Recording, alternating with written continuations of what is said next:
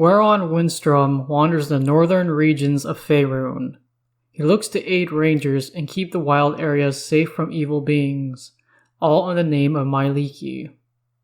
I'm Ben Dignan, and welcome once again to Religion in the Realms.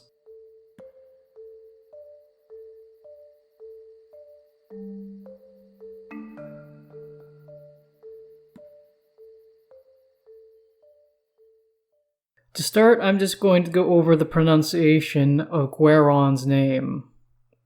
I'm doing this more for myself because I know in past episodes I have messed up his name when I go to pronounce it time and time again. His name is pronounced Gwaeron Windstrom. Do not be surprised if I place too much emphasis on his name throughout this episode. This is just me trying not to make mistakes going forward. Titles. Gwaeron Windstrom goes by the following titles: Master of Tracking, Master Interpreter of Woodland Signs, the Tracker who never goes astray, and the Mouth of Myleiki. Gwaeron has no aliases. Portfolio and Domains. Gwaeron Windstrom's portfolios are Tracking, Interpreting Woodland Signs, and Rangers of the North. Gwaeron's suggested domains for 5th edition are Knowledge and Nature, though I would push for War, while tactics and combat prowess are not his main purview.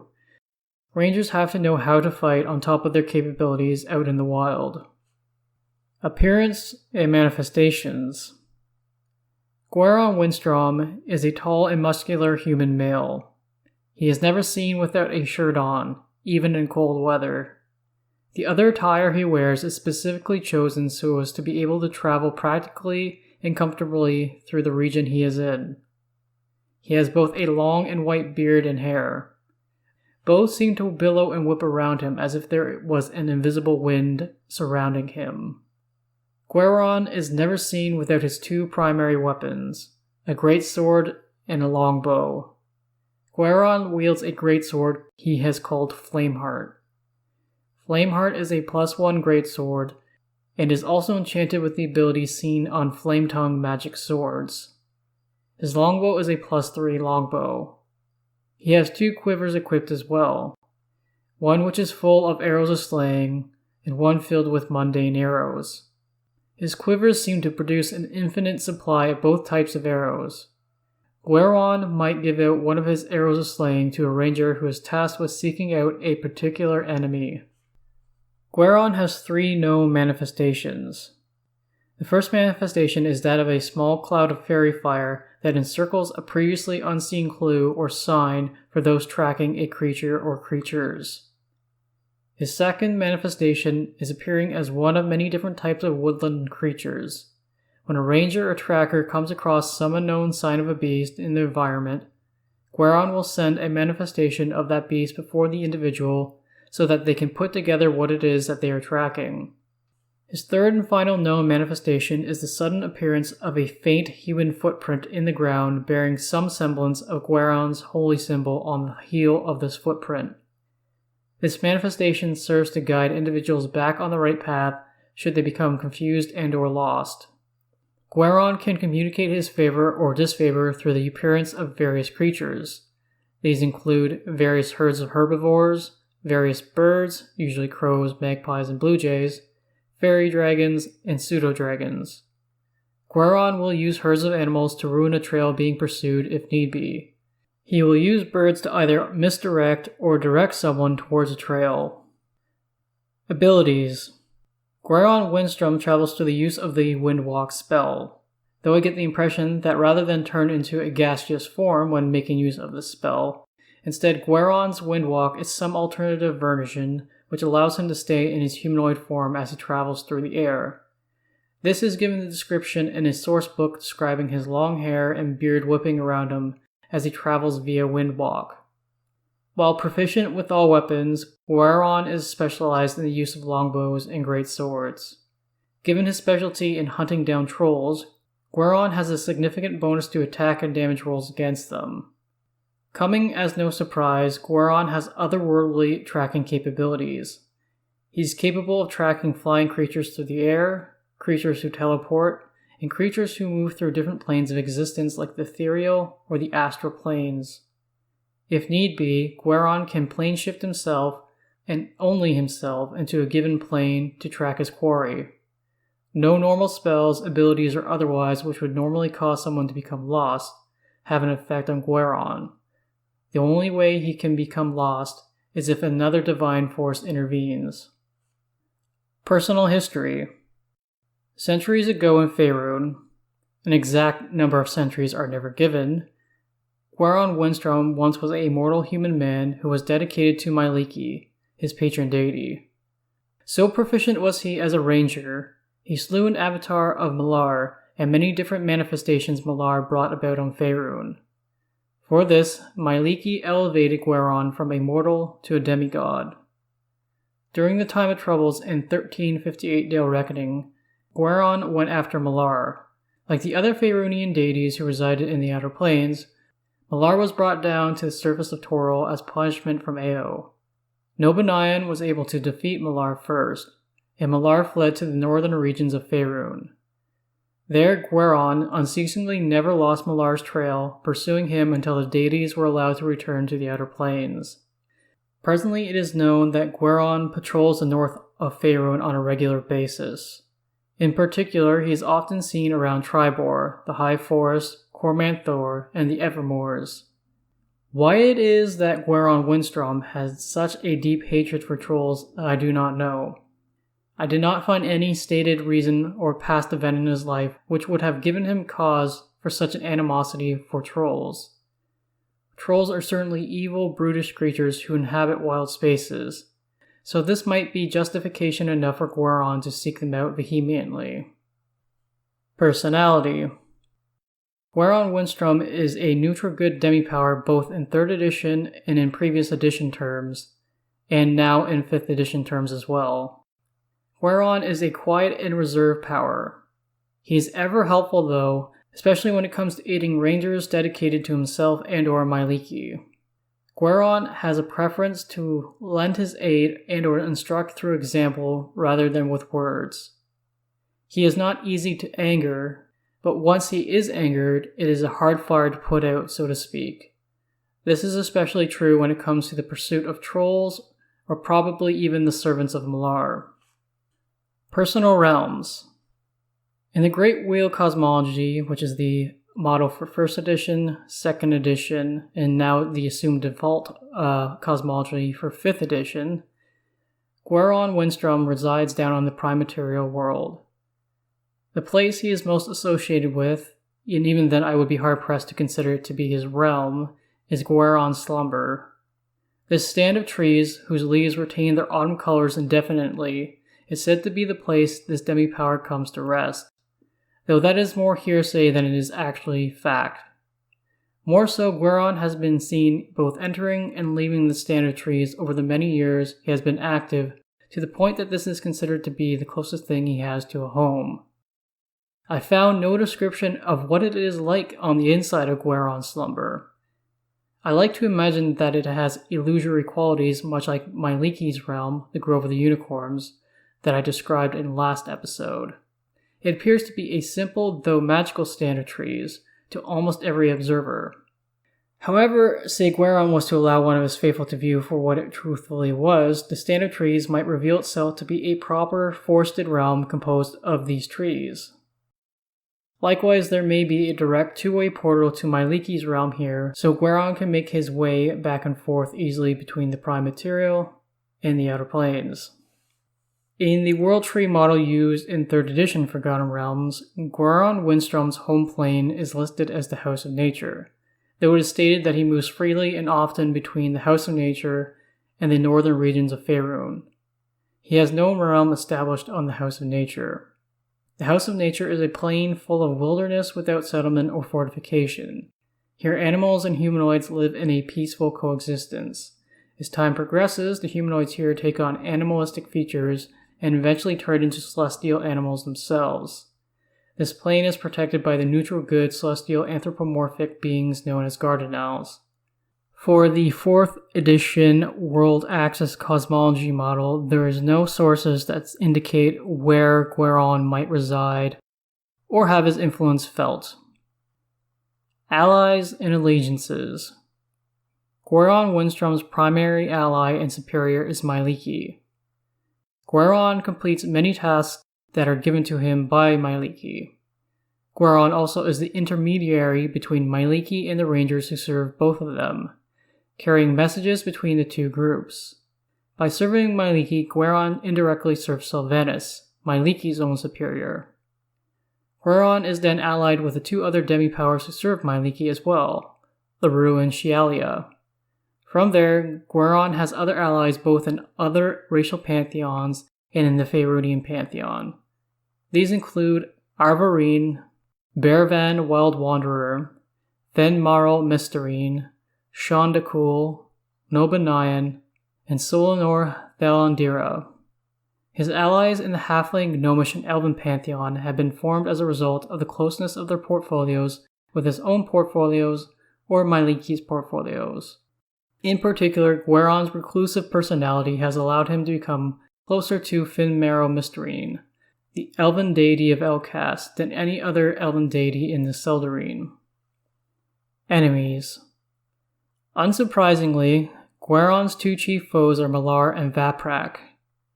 Malar and his followers do much to cause problems for the good and neutral aligned powers who hold the forest of Faerûn so dear. That and Gwaeron and Malar have clashed in several different ways in the past to leave an everlasting enmity between the two deities. Then given Gwaeron's hatred towards trolls, Vaprak, the deity of trolls and ogres, would likewise hold an animosity towards Gwaeron. Deity and Avatar stat blocks. The 2nd edition stat block for Gwaeron's avatar can be found in the Powers and Pantheons supplement. Symbols. In the Faerûnian Pantheon, Gwaeron's faith has two holy symbols. The first is a burgundy S that has a 5-pointed star that rests over top the top curve of the S, and an animal paw print that rests over top the bottom curve of the S. The second symbol of Gwaeron Windstrom is a white 5-pointed star found at the top heel of an upside-down brown paw print. Central Dogma. From Faiths and Pantheons, as 3rd edition supplement. Quote, intelligent beings can live in harmony with the wild without requiring the destruction of one in the name of the other. Embrace the wild and fear it not, because the wild ways are the good ways. Keep the balance and learn the hidden ways of life, but stress the positive and outreaching nature of the wild. Do not allow trees to be needlessly felled or the forest needlessly burned.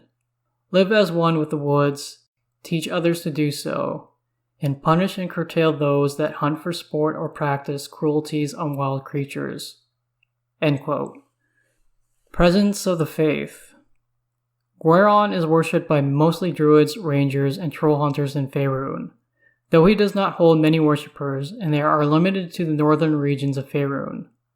By worshipping Gwaeron, these folks are worshipping Myliki, and thus are part of the Mylikian faith. By praying to Gwaeron, rangers know that he will relay their messages to Myliki, who can seem distant and mysterious at times. Likely this holds true more so in present-day Faerûn, with the edict put in place and agreed to by the deities of Faerûn to uninvolve themselves more than ever with their worshippers down on the prime material. Those who follow Gwaeron Windstrom tend to hold a lawful good, neutral good, or chaotic good alignment.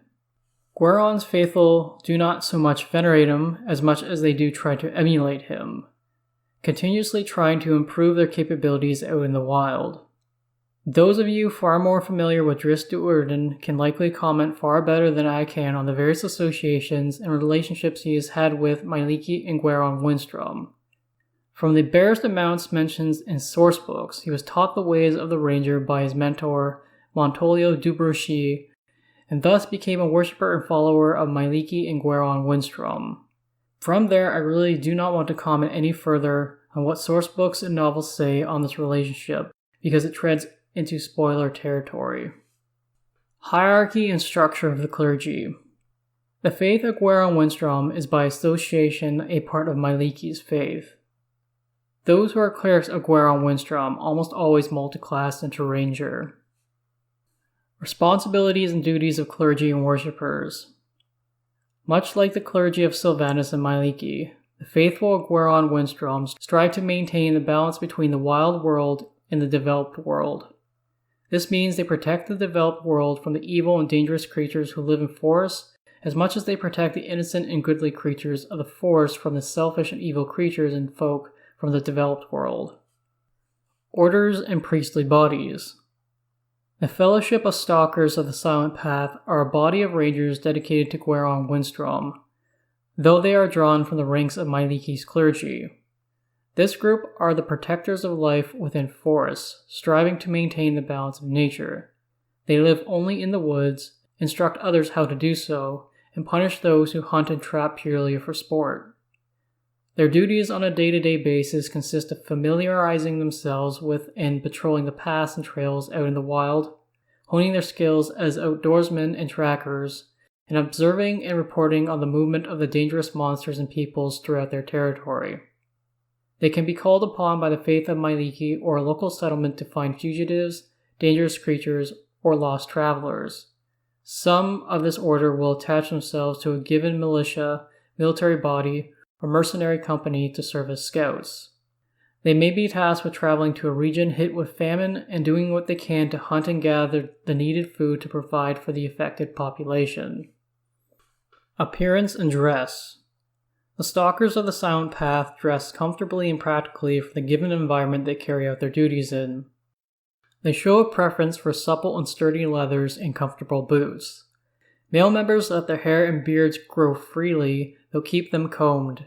Female members let their hair grow freely as well, but wear it in a loose braid. Whether it's some divine influence, members of the Stalkers of the Silent Path rarely ever seem to go bald, and the men can grow full, long beards. Their formal ceremonial clothing either has a patch sewn onto it that depicts Gwaeron's symbol, or the symbol is sewn directly onto the outfit. The color of this clothing is always in season with that of Myliki's faith. A large number of the Stalkers of the Silent Path have a blue or brown tattoo of a 5-pointed star.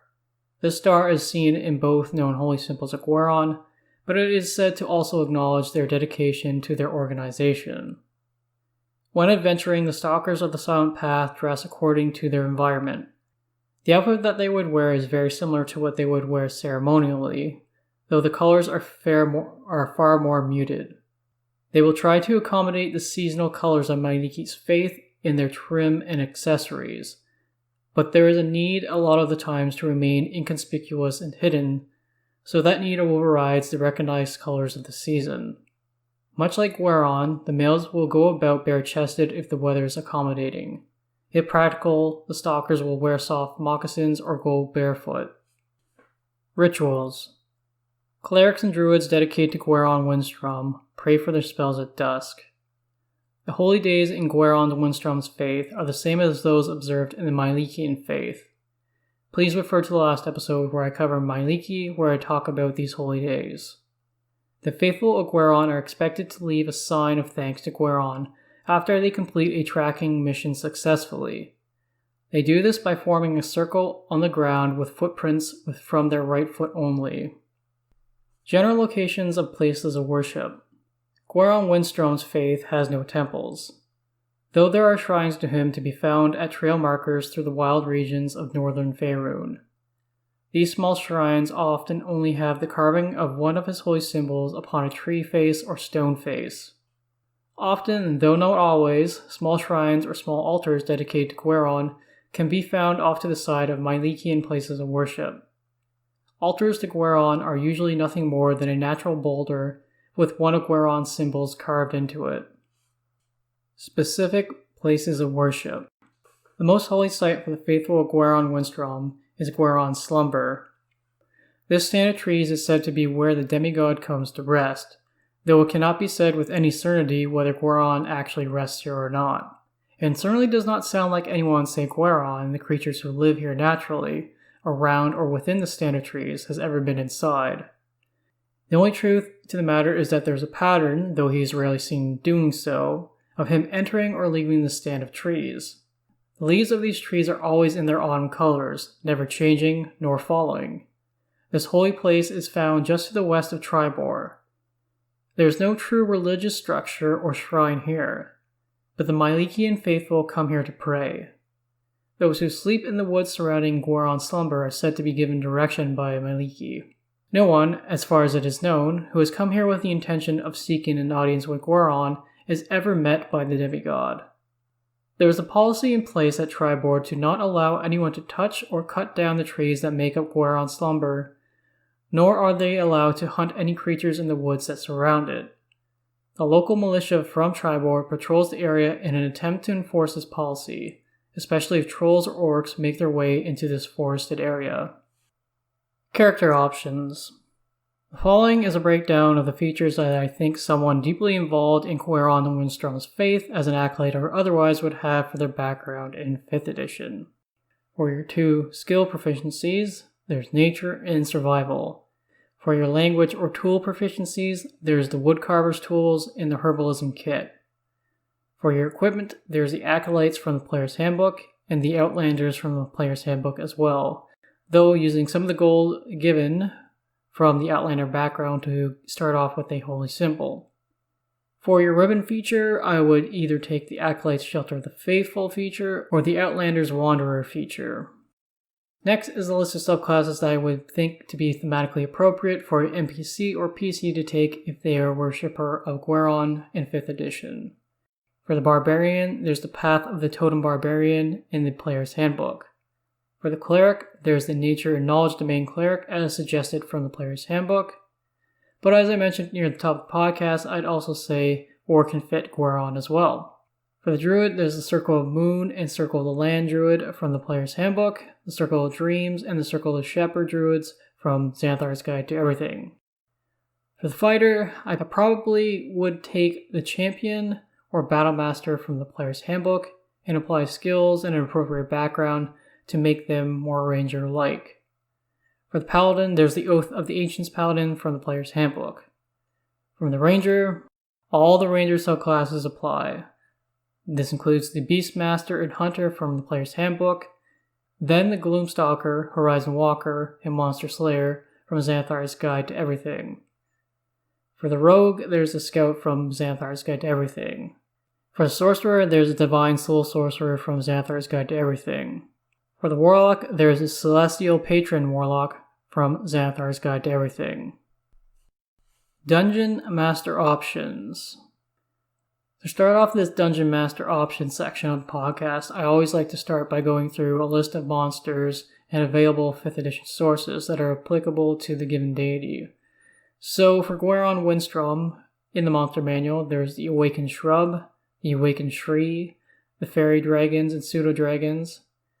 After that, there are the many woodland creatures in the monster manual that would all be tied to Gwaeron, and then rather than just list them all here needlessly, just know that if it's a woodland creature found in a woodland environment, Gwaeron and his faith would make use of them.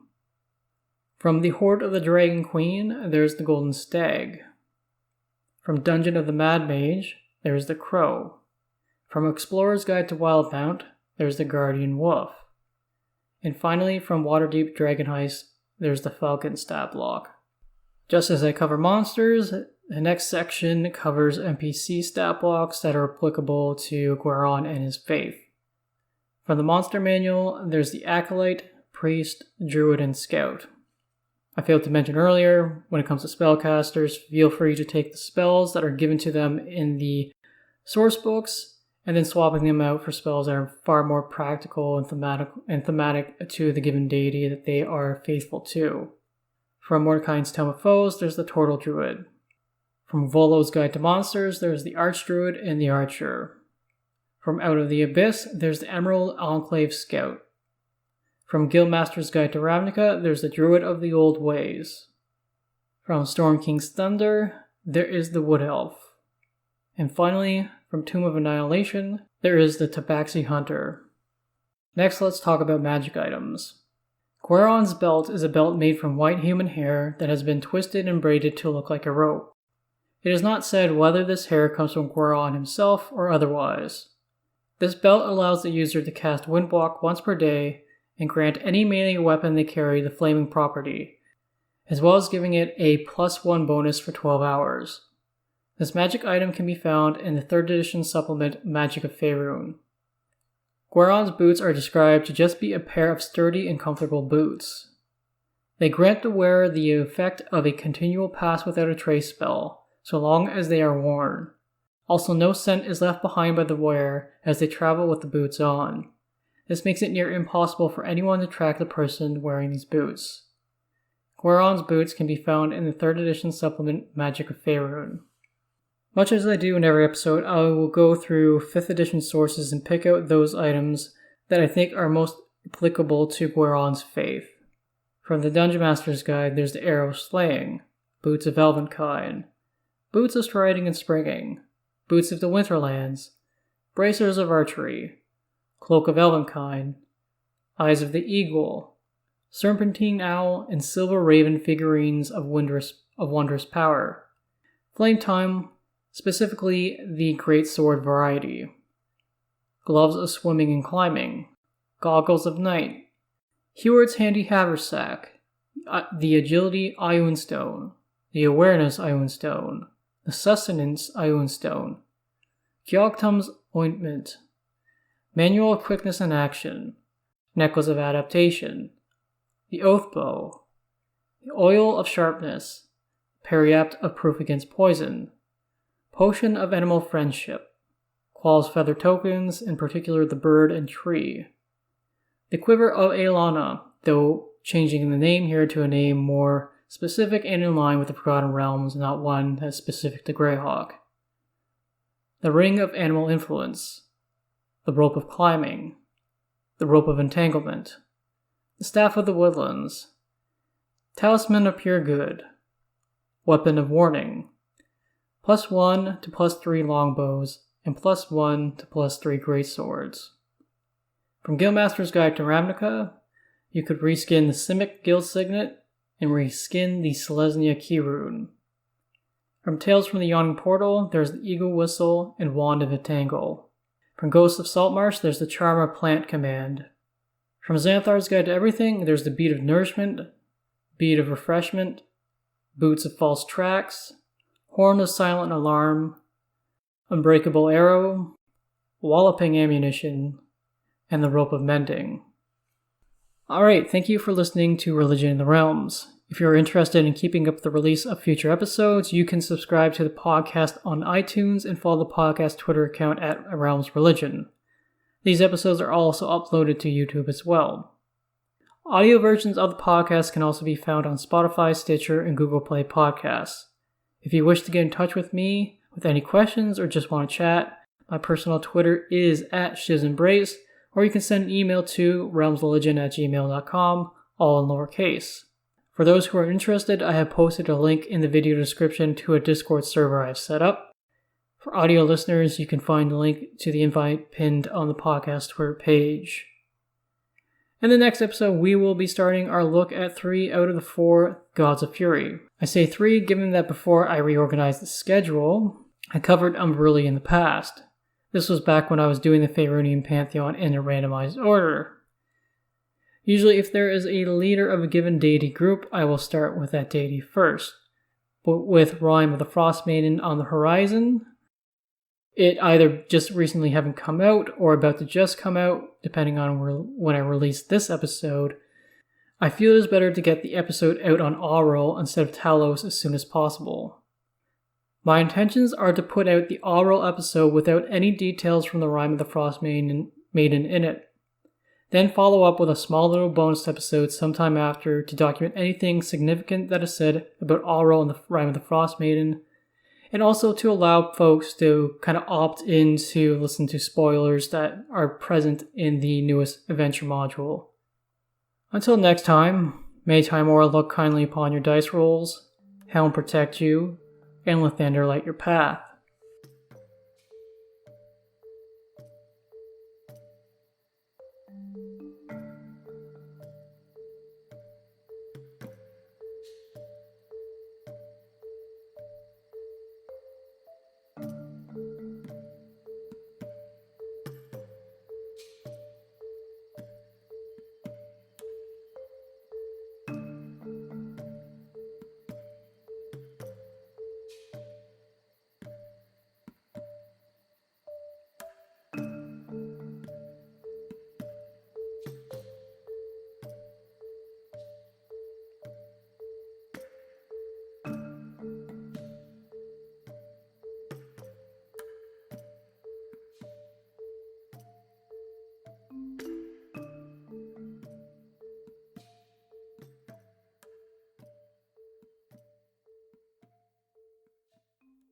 Music for this episode: Silver Flame by Kevin MacLeod of Incompetech.com.